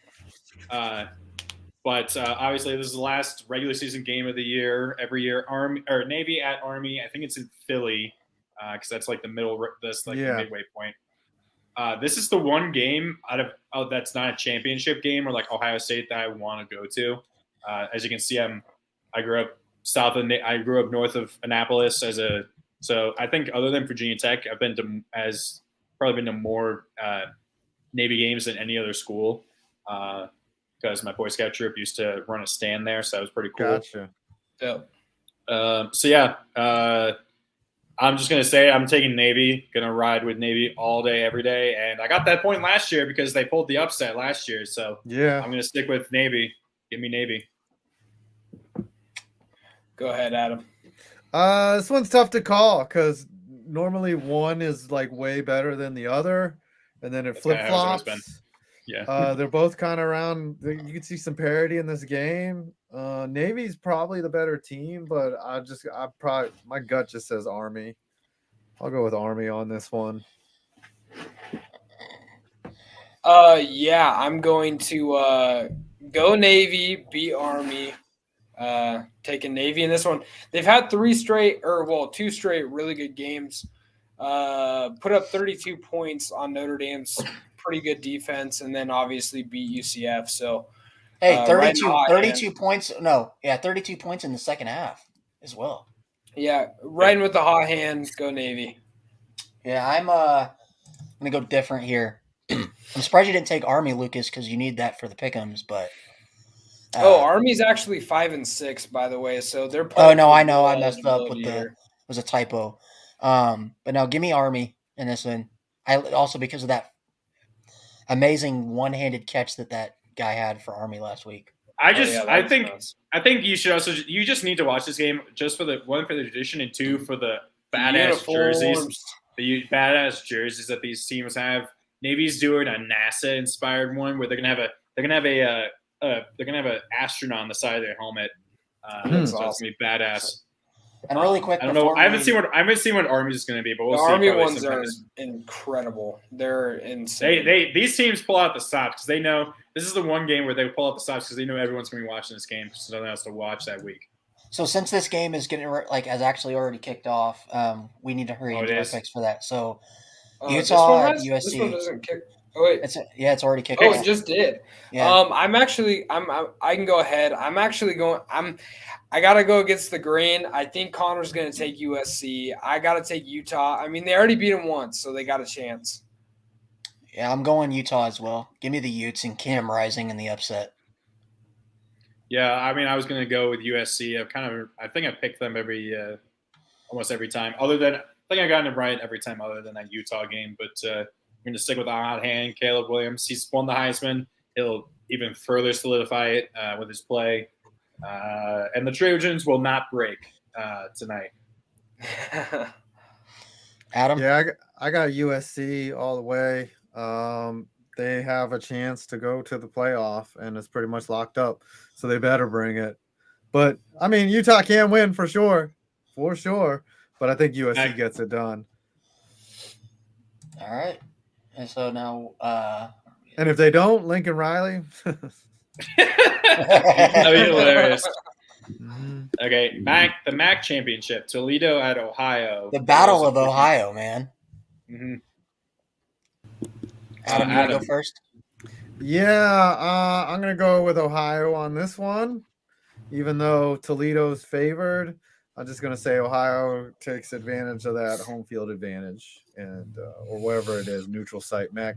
Wherever it is, it's at least it's not in Toledo. Isn't the MAC played in Detroit at Ford Field? Yeah, it's Detroit. Usually? Yeah, at Ford Field. I think yeah. it's played at Ford Field, so it's a neutral. Yeah, well then they'll get that Ford Field, that Detroit advantage. I'll go with Ohio. That Detroit. No such thing as a Detroit advantage. Unless you're the Buffalo Bills. Oh, this one's a hard one. I've seen both these teams play. Ohio has a really good run game. They got a pretty steadily quarterback in Rourke. Mm-hmm. And that wide receiver Jones is our. Jones? Man, I think or Jacoby Jones. Connors, that dude is a beast. Yeah, I think Connor's gonna probably go Ohio, but I gotta go Ohio also. They just got better players, and I think they get it done. Yeah, I'm gonna go Ohio as well. Rourke is a guy that I'd love to transfer to Notre Dame.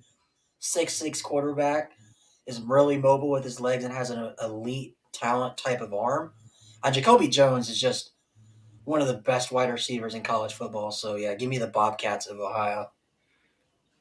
Yeah, I was going to take Ohio only because, well, not only, but because my cousin went there. So for you, Spencer, if you ever are watching this, go Bobcats, go Ohio.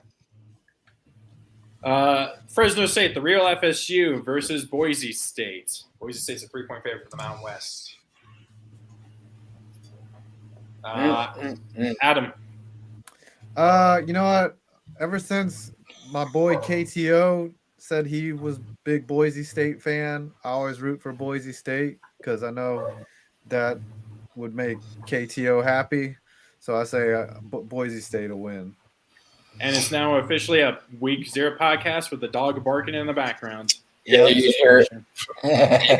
Yeah, it's a Week 0 podcast. Adam, whenever we either hear a truck driving past or a cat meow or a dog bark. Cat or a dog barking. We always have to have that. All right. So, Lucas, who are you going with? I'm going to go with Jake Haener and the real FSU to win this game. Not been big on Boise State this year, especially after watching them get destroyed by Oregon State week 1. I know they're 9-3, but I'm going with Jake Haener. So both of these teams, so Fresno State started the year 1-4. Boise State started the year 1-3. Boise State fired their coach after that, and they haven't lost since. Therefore, I'm going to go with Fresno State because they've stuck with their quarterback. So I'm going with Lucas on this one. The Fighting Jake Haeners. Yeah, I got to go with Boise. I think I've stuck with them for most of the year. I think I only picked against them once or twice. So yeah, I'm going to stick with them. Hopefully I get it right this time because San Diego State was my team last year, and I got this horribly wrong because Utah State blew them out last year. All right, we already picked this. How's this game going? What's the score? It is 10-7 North Texas. Okay. Cool. Sunbelt. Coastal Carolina at Troy. Wow, Troy's a 9-point favorite. This must be at Troy, I feel like. It is at Troy. The Sun Belt Championship is always played at it's not neutral. The highest level. Got yeah. It. Okay. I'll go with the Chandeliers. Is that how you call them? Yeah. Coastal Carolina Chandeliers. I'll go with them, even though they're 9-point dogs. I don't give a crap. I just wanted to say Chanticleer, whatever it is. Speaking of this game, Grayson McCall is not going to be playing in this game. There you go.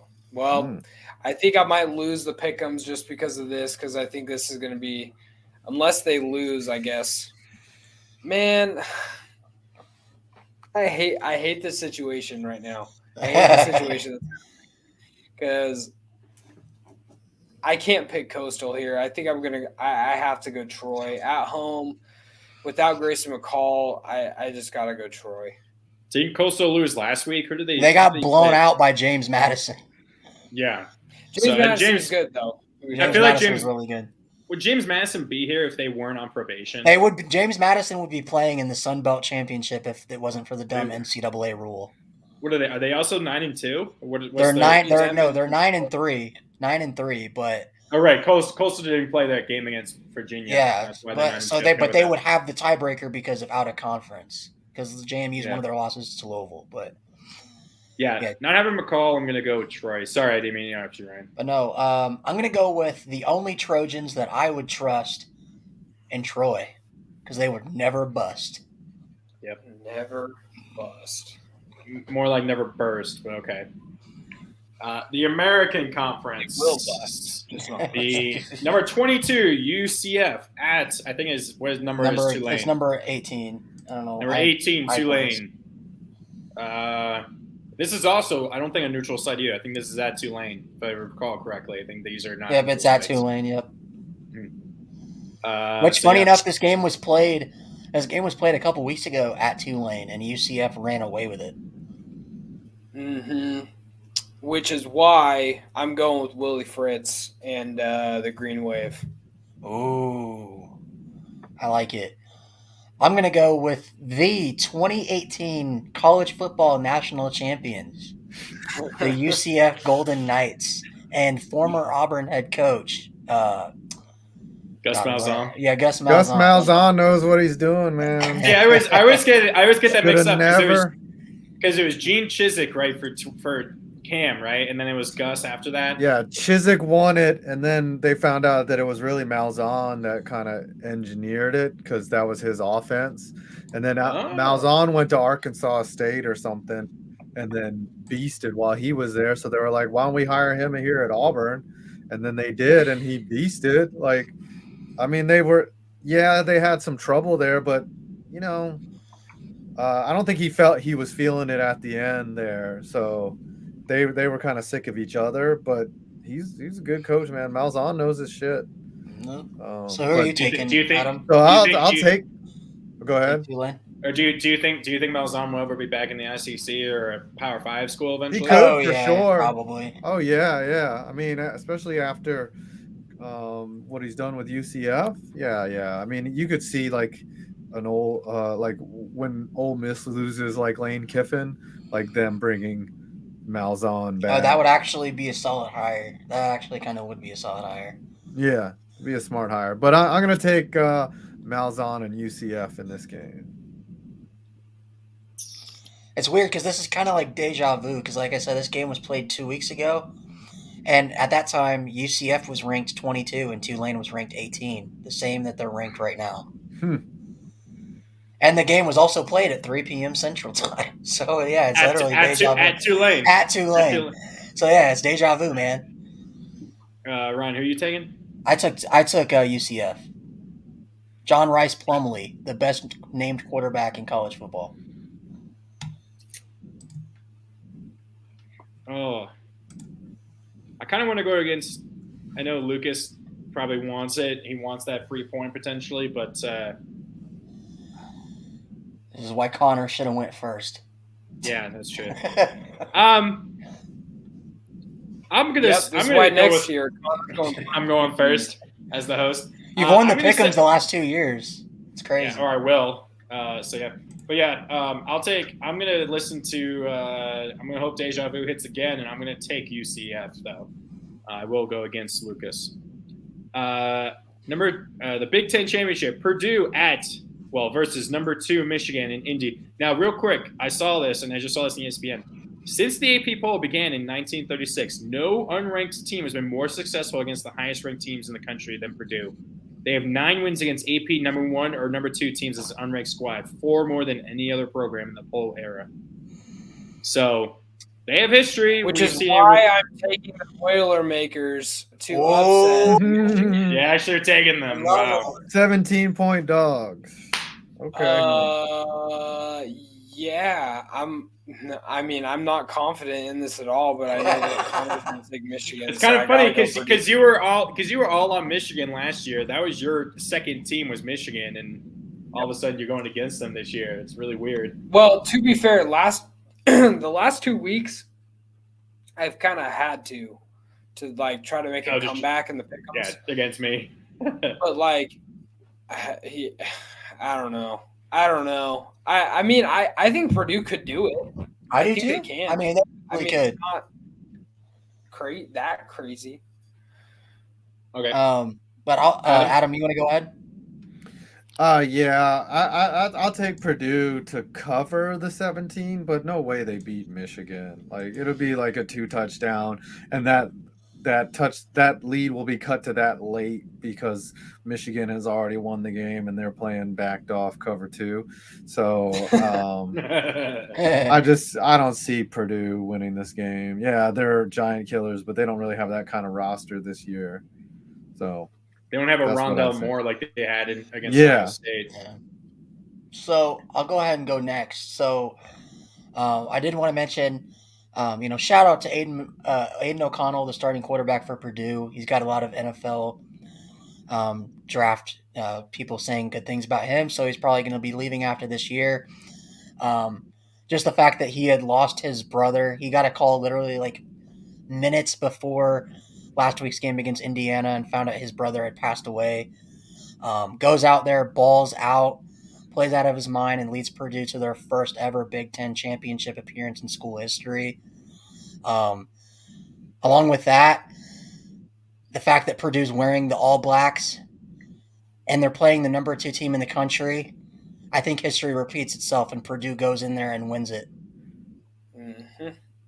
I'm going to split it. I'm going to be with Adam. I'm going to take Michigan. I mean, I want to take Purdue, but I'm just going to go against. That's probably going to be this will be the game that wins it for you.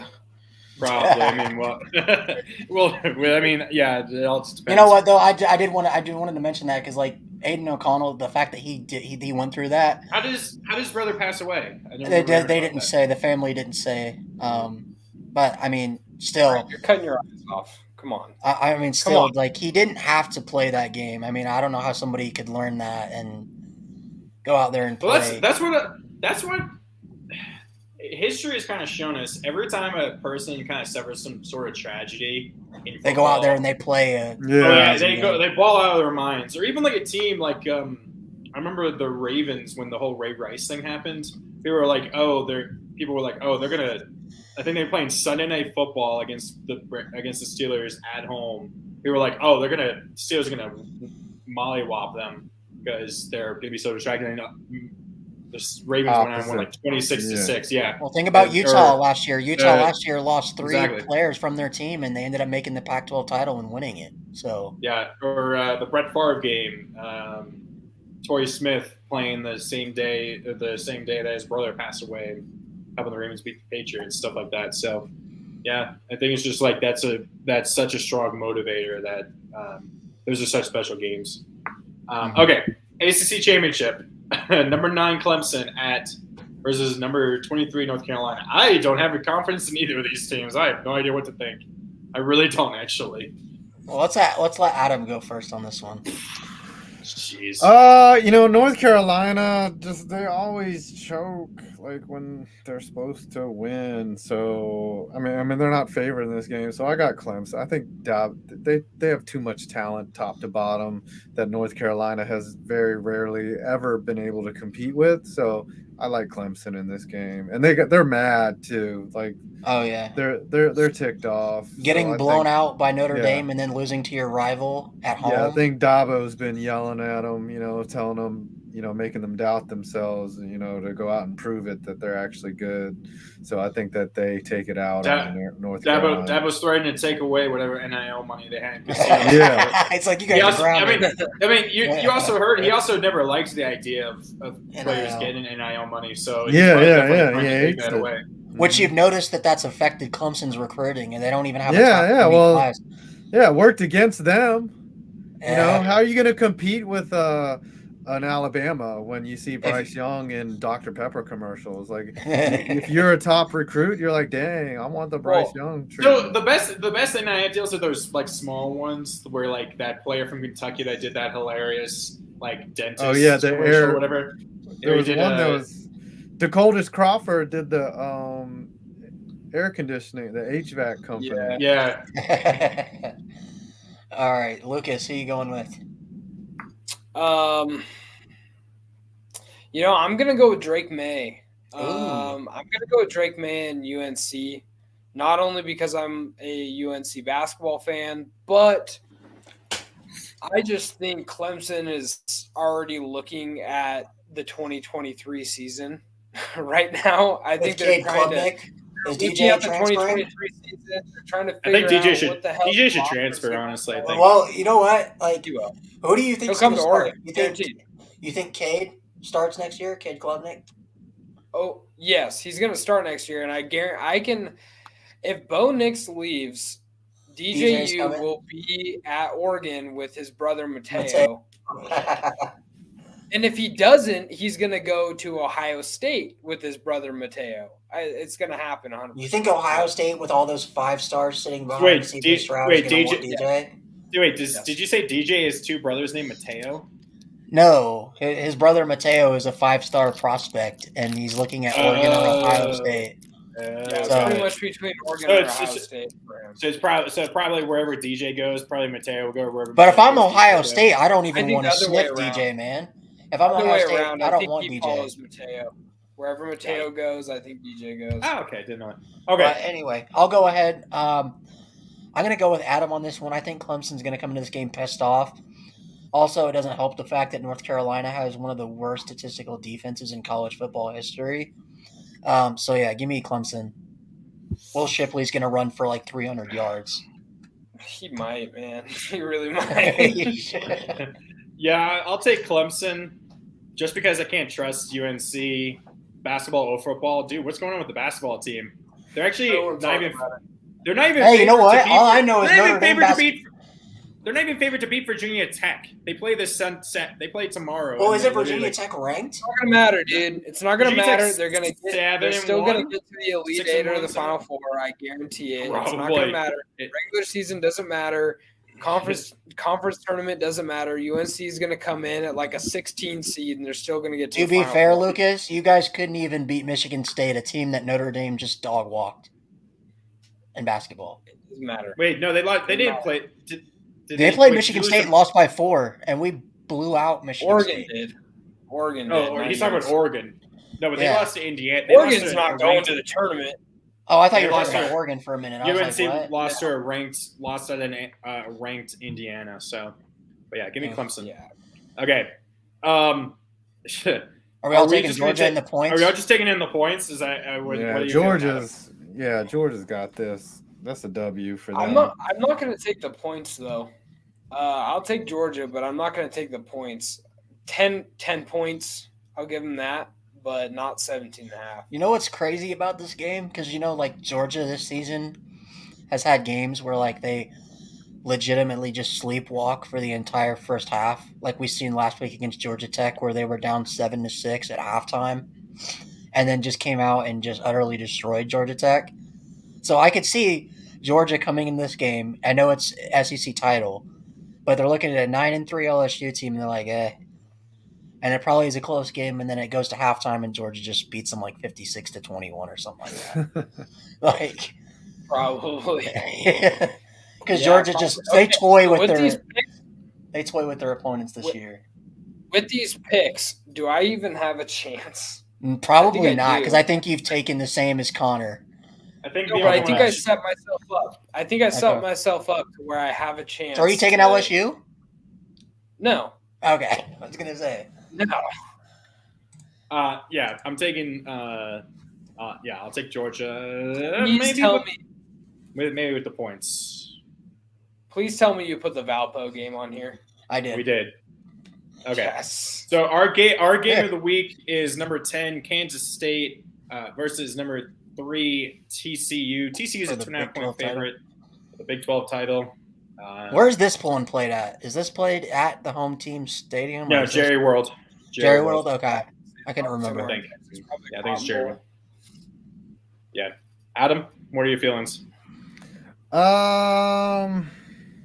I like TCU all the way on this. I don't see a letdown. K-State always chokes in big games. Whenever they have a chance to do something, they always choke up.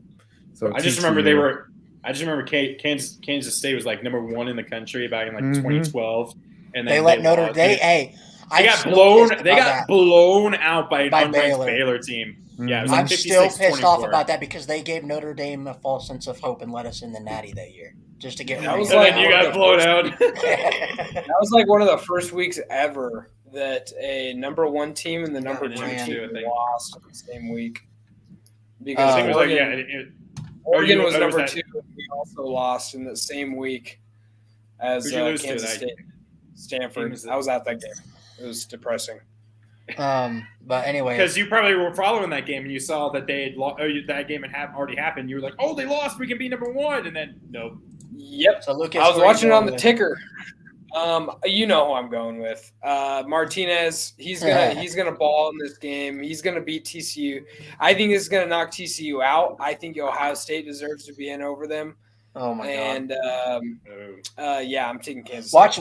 This is what happens because Adam, Lucas has been over here seething, watching TCU win these close games every single week. Like he's literally picked against them like 5 straight weeks. He's literally just sitting here. He's been sitting on this show and talking about how TCU is not legit. They're gonna get ran every single week, and he's just sitting there seething, watching this team win. So I said it's gonna be hilarious when TCU wins this game by like a last second field goal. They'll somehow win their CFP game, and then it'll be funny as hell if they won the Natty, and then Lucas is just sitting here seething the entire way there. But anyway, I'll get you a TCU. If that happens, I'll buy you a TCU. If shirt. I don't even not like TCU. I'm okay with TCU. My issue that I have with them is that they should have lost like 5 games at this point.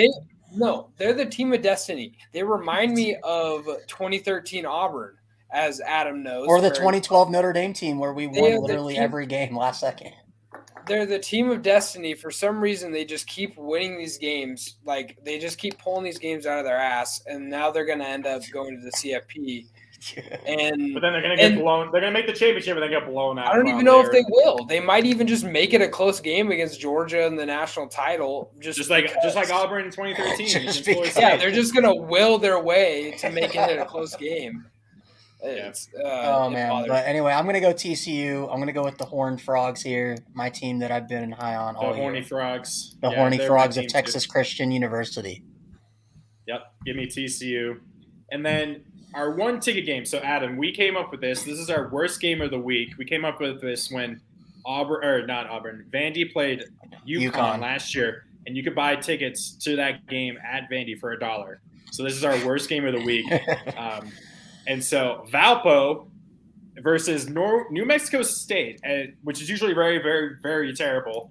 And they are nearly a 30-point favorite versus Valpo because I think Valpo is literally like – they're an FCS school. They're FCS, yeah. So, both of these schools have terrible stadiums, by the way. Are they both being featured or just awful? Valpo's is Brown Stadium is what it's called. Oh, you're gonna have it in your video? Let's go. Oh yeah. So I think they only did this so New Mexico State could try and make a bowl because they know they're probably gonna win. Yeah, New Mexico State is going to win this game easy. They're favored by 29 points. Like, I think the money line would be like plus 1,000 or something like that. There's no way that you would take that action. You just don't know. But yeah, I'm going to go with New Mexico. Oh dear State. God, no, Lucas, you're not. You are not taking Valparaiso. He is doing the Hail Mary to try and win these pick'ems, which I don't think is possible at this point because me and him have picked too many. No, it is possible because the games that we pick together, if they lose, then I still have a chance because we picked enough to where I can make up the difference. Yeah. I mean, Valpo's got a really good running back, has 1,100 yards and 10 touchdowns. But against FCS teams, their quarterback's name is Michael Apple Jr., which is hilarious. It's a great name. Wait, is Apple Jr. one word or is it Apple Jr.? Apple Jr. Yeah, something like Apple Jr. Who does? Okay, New Mexico State. They beat UMass, which is the worst team in college football. They beat Lamar 51-14. What's the record of Lamar? 7-4. 7-4. They finished. I'm pretty sure Lamar finished with the 1 win. They beat Liberty 49-14, which was insane. Wait, they beat Liberty by 30 points? Yeah. Liberty. They lost to FIU. They played Liberty?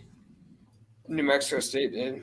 Oh, okay. Yeah, New Mexico State did. I thought you were talking about Valpo for a minute. I was gonna say. Oh man, I'm really trying to. Valpo beat Presbyterian by 20 points. With that being said, I'm not gonna take Valpo. Okay, New Mexico State. I tried to convince myself, but I couldn't. New Mexico State's gonna win by probably that much. All right. So we've got the Valparaiso Beacons, formerly called the Crusaders, but they had to change it because evidently that was offensive. To what? Israelites or something? Like what? I don't know, but Arabs. it's offensive. And Arabs, maybe. Yeah. And so New Mexico State, we got the Aggies. So you've got literally like a lighthouse going up Versus against a a guy cowboy. you're going up against a cowboy with a gun. Yeah. So I feel like the cowboy with the gun would just shoot the lighthouse. So Just shoot the light out. yeah, so for that reason, I'm going to go with New Mexico State because why the hell not? Yeah, give me New Mexico State. I think they'll win by the points. Also, Josh what is the going hell with is Valparaiso though. what the hell is FLO? What is that? I don't know. I don't know I what that is. flow. Either. Flow, but that has been the Week 0 podcast. Somehow, with at just as little games as we've had, we're still pushing 2 hours, which is pretty standard for us. Just because we have a good Adam. one, man. Yeah, sorry we went so long, Adam. I was hoping we could. It's all good. Even under an hour, but I'm glad we could have you on, man. We really do appreciate it. Appreciate being here. Maybe if you can help, I've been watching for a long time as well. Yeah, me too. I've been watching. Time. I've been watching your vids since I high appreciate school, man, it. so. Oh wow, thanks, man. I appreciate it. It's And and then I also love watching you on Clickbait. You got that seems like a very fun group to be a part of. It's absolute chaos over there, and the punishments are fantastic. You haven't been punished in a while. I'll admit. You need to be punished. I feel. I've been getting off scot free. Like it's been Tom. It's been yeah. Tom and Perna the past like month or something. Yeah, plus. and Tree's gotten off easy. Scooter doesn't seem to. It's like Scooter's gotten off easy. You guys haven't done anything. Meanwhile, you're making Tom Grassi dress up as the Jaguars mascot. Yeah, this past week where he just had did you see the Jags where he had the leotard and the thong? Tom's gonna have to wear that. Except he couldn't get the helmet. He couldn't get the big head, so he had to get the cat eyes and the ears and the fake little tail, and he has to wear that instead. My favorite was when Tom was Elmo because that was hilarious. That was pretty. When was that? I don't there's been so many. I think my favorite moment. I would say my favorite clickbait moment is when Tree knocked out his own camera because he thought he lost, and then he lost, and then Tom lost by 8 cents or something. Yeah. That was the first ever punishment battle. We had it going. That was pretty. Because it was wasn't that $2,000? No, that was a different one. That was $2,000 they each got or something, right? That was insane. Yeah, there's been some crazy moments on the show for sure. I definitely have had a lot of fun with those guys. We're all just guys that love sports and have a lot of chemistry with each other. And have you ever talked about trying to do a live show together somehow at the Super Bowl or some way? I said before the show last week or this week, I said, hey, let's go to every NFL stadium over a 2-year period, and Scooter was like, I'm out. I was like, because he goes to, he's just so busy, he's probably also been to a decent number of them. If he had stuck with he goes to stadiums all the time. If he had stuck with that Amazon deal, he would have gotten. Oh yeah. Yeah, he didn't know what he was doing. That was just weird that It's not that he He's didn't like, know. Like they didn't know why they flew him out there. Like he was supposed to just make everyone have a good time. Then someone figured out. It's like, why is Scooter here? Like we're flying him to come here because I think they had him like slated to make content or something, and then like didn't he end up being like a hostess or something? He's like, that's yeah. He's supposed to make sure everyone was having a good time, and he just thought it was bizarre. So he came back to clickbait, and we're glad that we got him back. So But you know what? We started this. I feel like last year, kind of built this thing up from the ground up. And I'll just say this: we got a lot of inspiration from watching you guys. So I want to say, give big thanks to you guys over at Clickbait. We're trying to make this thing, and kind of what you guys do is just 3 guys that care a lot about football, sports in general. And don't really give a crap what people think about us or whatever. We just want to just have fun and talk, man. Yeah. We've had quite a few people actually on the show that then immediately afterwards kind of ghost block us. They ghost us for some reason. They don't seem to match us, or they just don't seem to like us. So we've had a few people that have stuck with us. Phil. Hey man, if you don't fit the vibe, then. But yeah, Five. Before we go, we're doing like a big championship game stream where we want to kind of have as many people on as we can. We'd love to be able to have you come on just for a little bit, just talk about the game. And, well, I'll definitely see what I'm doing. I'm probably. I mean, that's gonna be a Monday. That'll be a Monday night, so it might be a little too busy. So, but we'll see. We'll see. But we do really appreciate you, Adam, coming on. We appreciate you kind of showing the love to small podcasts like this. I have reached out to Tree, and I did reach out, and he did respond about joining, but he's like, he's not big into football other than Pitt, so he wouldn't be able to really offer it. So he kind of pointed me. So he kind of pointed me towards you and Scooter. You got to help me try and somehow get Scooter. But obviously, hey man, Trey would be fun because I feel like he would definitely match the energy as well. I've had Trey. Trey is funny. And that was the most watched video on my own YouTube channel. I get other than streams, it had 500-600 views. Previewing the Ravens Steelers game to end the season last year, so or sometime last year. So yeah, but yeah, we really do appreciate it. Thank you very much, Five, for coming on. All right. Love you showing the love. Hopefully Hugh Freeze works out for you guys. Yeah, I follow you. I see all your tweets, so I'm sure we're going to see some hilarious tweets about some shit that happens with Hugh Freeze going forward next year. So it'll be vastly entertaining, I'm sure. But yeah. So this has been the Week 0 podcast. For Lucas, our floor is your ceiling McKnight. For Ryan, I hate Trojans breaking on me Fravel. I am your host, Connor, Japan Guides Revenge versus Germany, Doherty. And thanks again, Five, for joining us. And we'll see you guys next week. Don't forget to like and subscribe. Yeah, don't forget to like and subscribe, guys. Peace out. So, peace, man. Yeah, man.